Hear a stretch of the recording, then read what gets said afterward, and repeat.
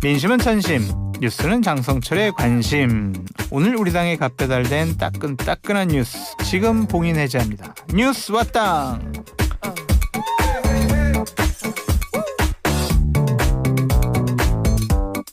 자, 그럼 오늘도 현안 보고 받으셔야죠. 뉴스 명당의 금요일 뉴스 특보입니다. 경향신문 유설희 기자님 모셨습니다. 안녕하세요. 네, 안녕하세요. 유 기자님. 네, 축구 보세요?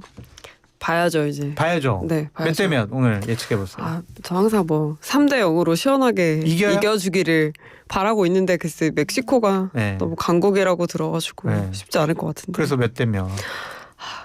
한 2대1 2대1 로? 이렇게 이겼으면 좋겠다. 네. 저는 그래도 2대2. 골이 좀 들어가야 재밌잖아요. 저는 2대2 무승부. 2대2 무승부. 네. 우리 한국과 멕시코 조별리그 2차전 소식부터 짚고 갈게요. 네.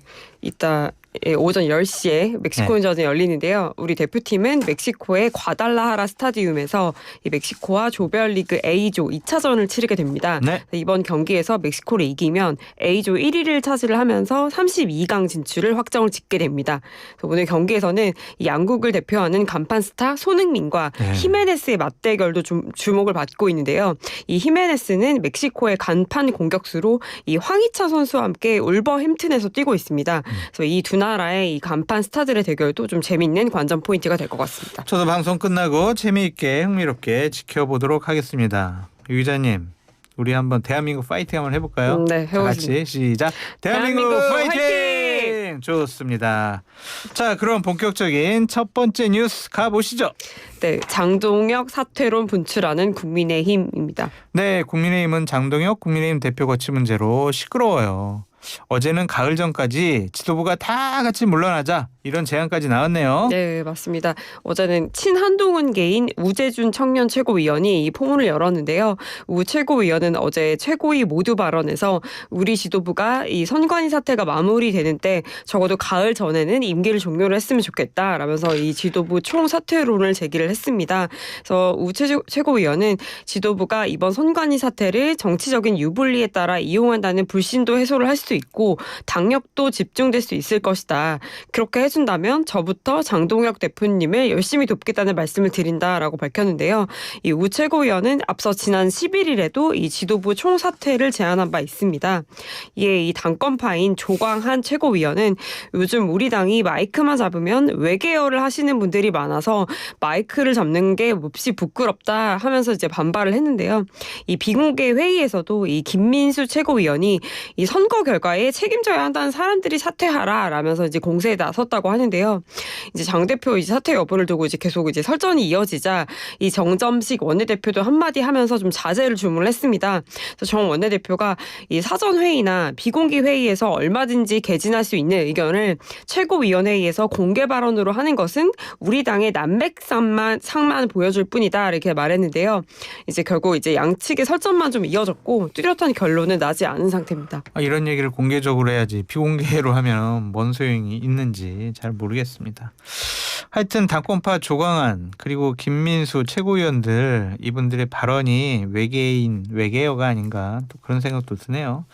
어제 경기 지역 국민의힘 의원들이 장동혁 대표 사퇴 촉구하는 기자회견을 열기로 했다가 취소됐다면서요? 예, 맞습니다. 어제 경기 지역 의원들이 조차 모임을 하다가 이 장 대표 사퇴를 촉구하는 기자회견을 하기로 뜻을 모은 건데요. 이 김선교, 안철수, 유이동 그리고 이제 김성원, 송석준, 김용태 의원들 이제 7명입니다. 이 조차 모임에 참석하지 않은 김은혜 의원은 전화로 이제 공감대를 표한 것으로 전해졌습니다. 하지만 이제 기자회견을 앞두고 이제 단독 보도가 나왔는데 이 기자회견 일정이 미리 알려지자 이제 안철수 의원과 이 김은혜 의원이 참여하지 않기로 이제 번복을 좀 하면서 이 기자회견이 전격 취소가 됐습니다. 이 조차 모임 참석자들에 따르면 이 당시에는 이제 안철수 의원이 회견을 한다는 뜻을 이제 확실히 밝혔다고는 하는데요. 이 보도 이후에 좀 여론의 압박이 좀 이어지면서 좀 취소를 한 게 아니냐 좀 이런 해석도 나오고 있습니다. 그럼 뭐 5명이 하면 되는 거 아닌가? 또 그런 생각도 들고요. 맞습니다. 모르겠습니다. 그런데 장동혁 대표가 어제 입원했다는 소식이 전해졌어요. 네, 맞습니다. 이 장 대표가 어제 오전 병원에 이제 응급실을 찾았다고 하는데 의료진이 이제 권고를 해서 병원에 입원을 했다고 합니다. 그래서 과로와 이 단식 후유증 때문인 것으로 전해졌습니다. 뭐 스트레스를 많이 받아서 그런 거 아니냐. 또 최근에 TV조선에서 뭐 땅과 관련해서 기획부동산 뭐 관련해 가지고 부적절한 일이 있었던 거 아니냐. 그런 것에 대한 스트레스성 입원이 아니냐. 또 그런 얘기도 좀 있더라고요. 네. 잘 모르겠습니다. 어쨌든 두 번째 뉴스는 뭔가요? 네, 두 번째 뉴스는 대통령에게 90도 폴더 인사한 정청래입니다. 네, 지난 9일 순방 출국 환송 행사 당시에 정청래 대표는 초대를 받지 못했는데 그래가지고 정청래 대표 패싱 된 거 아니야? 막 이번 당대표 선거 때 대통령의 마음은 정청래에게 있지 않다. 이런 해석을 저희들이 많이 했거든요.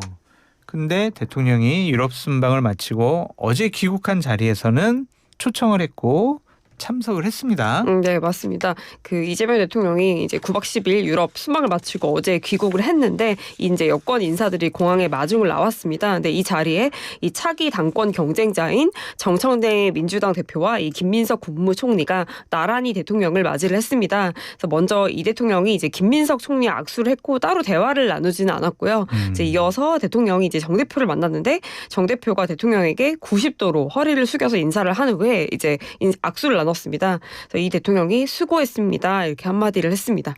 표정이 엄청 무섭던데 청와대는 화해 모드를 위해서 정청래 대표를 부른 겁니까?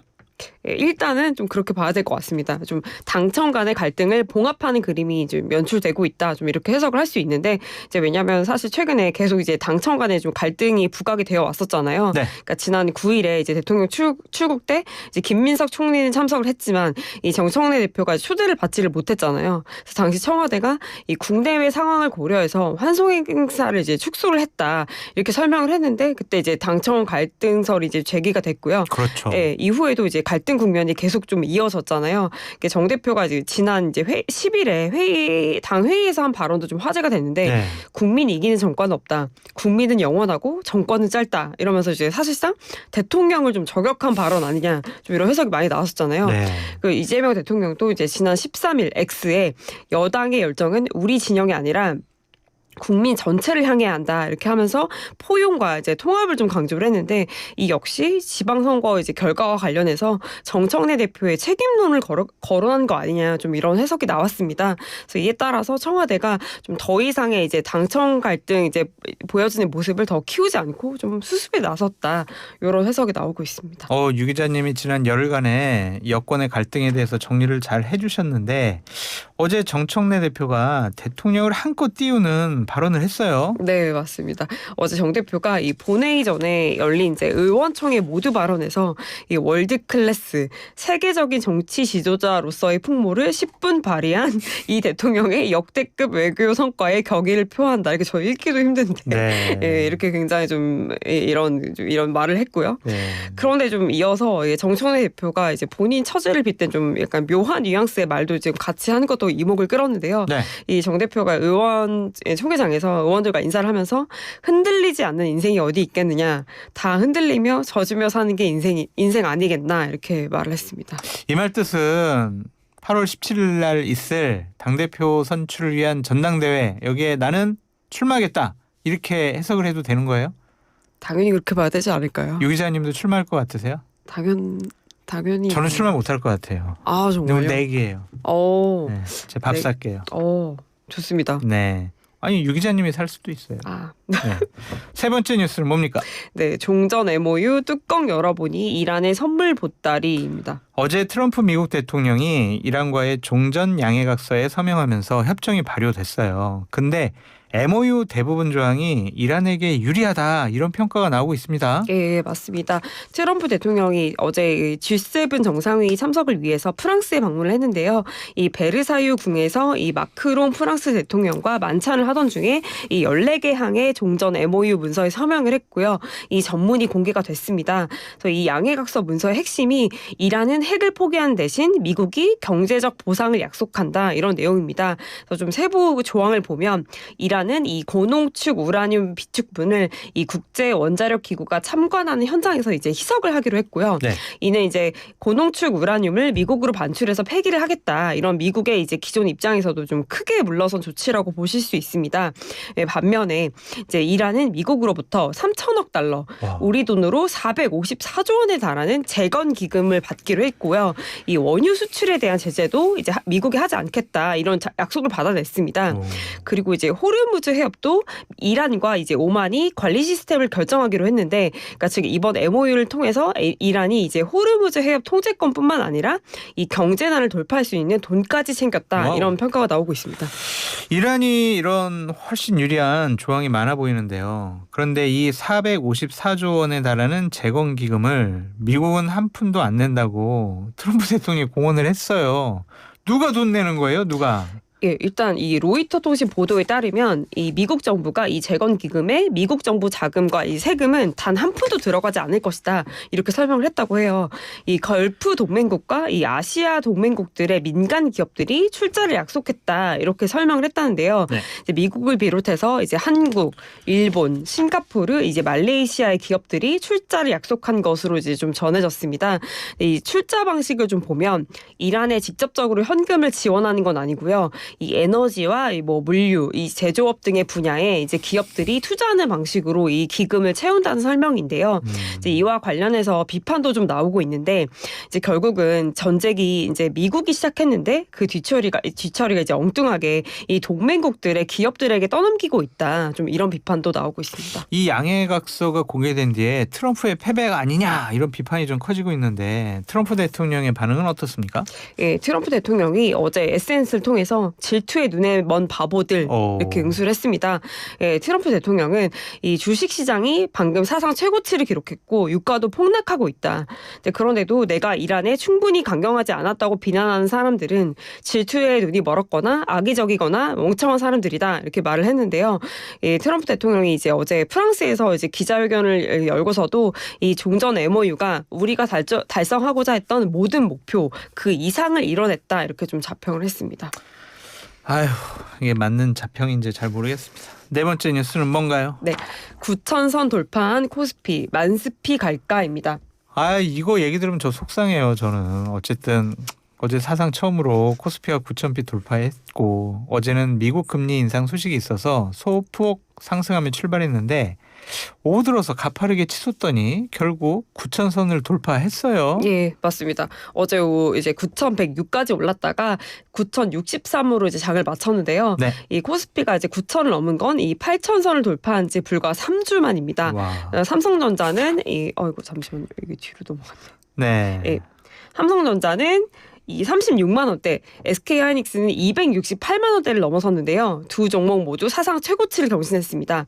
올해 코스피 상승률이 115%로 전 세계 1위를 기록 중인데요. 이제 지수가 이제 10%만 더 오르면 이제 꿈의 만스피 시대가 열리게 됩니다. 아니 대부분 다른 기업들은 주가는 떨어졌어요. 이 삼성전자, 하이닉스 없는 주주들은 정말 상대적인 박탈감이 심할 것 같은데 맞습니다. 이 상승 국면 언제까지 이어지는 겁니까? 네, 일단 전문가들은 올해 안에는 코스피 1만까지는 무난하게 가지 않을까. 그래요? 네, 이렇게 보고 있고 네. 빠르면 다음 달에 1만 선에 도달할 것이다. 이런 전망도 나오고 있습니다. 네. 근데 어디까지 또 상승하는지도 궁금하실 텐데 이 메리츠 증권은 1만 1,500 그리고 이제 한국투자증권은 1만 1,000까지 또 갈 것이라고 이제 전망을 하고 있습니다. 다만 이제 계속 올라가기만 할 수는 없고 좀 둔화될 수 있다. 이런 전망도 있는데요. 이 8월 말에서 이제 9월 초에 정점을 찍고 이 3분기에는 상승 기울기가 좀 둔화될 것이다. 이런 분석도 있습니다. 배 아프지만 돈 많이 버신 분들에겐 축하드리고 또 본인 주식 안 올라가서 슬퍼하는 분들은 좀만 기다리시죠. 저랑 같이 제 것도 자꾸 떨어져가지고 걱정인데 참 슬프기도 하지만 희망을 가져봅니다. 유 기자님 오늘도 잘 들었습니다. 감사합니다. 네, 감사합니다. 경향신문 유설희 기자셨습니다.